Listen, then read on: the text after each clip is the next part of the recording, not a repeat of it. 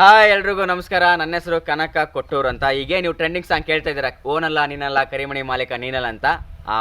ಅದನ್ನ ಟ್ರೆಂಡ್ ಮಾಡಿದ್ದಕ್ಕಿಂತ ಆ ಸಾಂಗ್ ಬಳಸಿ ನಾವು ಒಂದು ಡೈಲಾಗ್ ಹೊಡೆದು ವೀಡಿಯೋ ಅಪ್ಲೋಡ್ ಮಾಡಿದೆ. ಇವತ್ತು ನೋಡಿದ್ರೆ ಫುಲ್ ಎಲ್ಲ ಕಡೆ ಟ್ರೆಂಡ್ ಆಗಿದೆ, ನೀವು ಕೂಡ ಕೇಳಿರ್ತೀರ. ನಮ್ಮೂರು ಬಂದು ವಿಜಯನಗರ ಜಿಲ್ಲೆ ಕೊಟ್ಟೂರು ತಾಲೂಕು. ಕೊಟ್ಟೂರಿಂದ ಒಂದು 2 ಕಿಲೋಮೀಟ್ರ್ ದೂರದಲ್ಲಿ ಹೆಳ್ಳೆ ಗ್ರಾಮ ಅಂತ. ಗೊತ್ತಿಲ್ಲ ಯಾವುದು ನಾನು ಟ್ರೆಂಡ್ ಮಾಡೋಕ್ಕಂತ ಮಾಡಿದ್ದಲ್ಲ, ಅದಾಗಿ ಆಗಿದ್ದು. ಒಂದು ಖುಷಿ ಇದೆ, ಎಲ್ಲ ಕಡೆ ಈಗ ಗುರ್ಸ್ತಾ ಇದ್ದಾರೆ. ಅದೇ ಎಲ್ಲೇ ಕಂಡ್ರು ಕರಿಮಣಿ ಮಾಲೀಕ ಅವನೇ ಅಂತಿದ್ದಾರೆ. ಒಂಥರ ಏನು ಖುಷಿ ಇದೆ. ಇನ್ನೊಂದು ನನ್ನ ವಿಡಿಯೋಗಳು ನಾನು ಎಡಿಟಿಂಗ್ ಮಾಡ್ಕೊತೀನಿ. ನಂದು ವಿದ್ಯಾಭ್ಯಾಸ ಬಂದು BCom ಕಂಪ್ಲೀಟ್ ಆಗಿದೆ.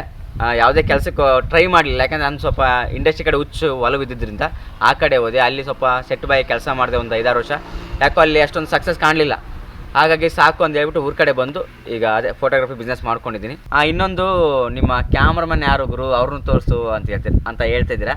ನಾನು ವಿಡಿಯೋ ಮಾಡೋಕ್ಕೆ ಹೋಗ್ಬೇಕಾದ್ರೆ ಒಬ್ಬನೇ ಹೋಗೋದು. ಒಂದು ಕ್ಯಾಮ್ರಾ ಸ್ಟ್ಯಾಂಡ್ ತೊಗೊತೀನಿ, ಆ ಸ್ಟ್ಯಾಂಡ್ ಮೇಲೆ ಕ್ಯಾಮ್ರಾ ಇಡ್ತೀನಿ, ಒತ್ತುತ್ತೀನಿ, ಬಂದು ವಿಡಿಯೋ ರೆಕಾರ್ಡ್ ಮಾಡ್ತೀನಿ.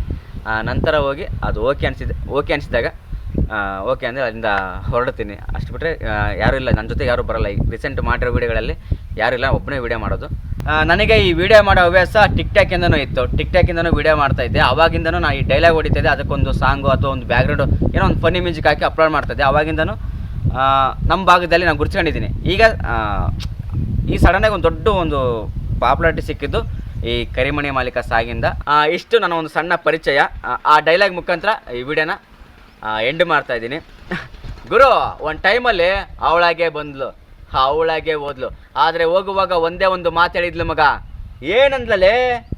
ಓ ನಲ್ಲ ನೀನಲ್ಲ ಕರಿಮಣಿ ಮಾಲೀಕ ನೀನಲ್ಲ, ಕರಿಮಣಿ ಮಾಲೀಕ ನೀನಲ್ಲ.